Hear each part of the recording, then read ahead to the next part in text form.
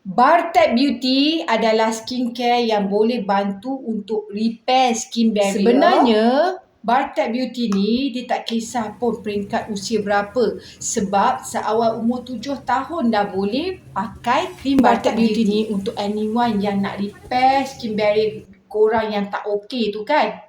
Kalau korang rasa skin barrier korang tu tak okey, kalau baru nak start ada skincare yang ada masalah jerawat ataupun melasma, which is hyperpigmentation, korang boleh start dengan krim Bartec Beauty ni. Okay, fungsi dia boleh mencerahkan kulit wajah, boleh sekatakan rona kulit korang, memudarkan segala parut, merawat sunburn dan sebagainya.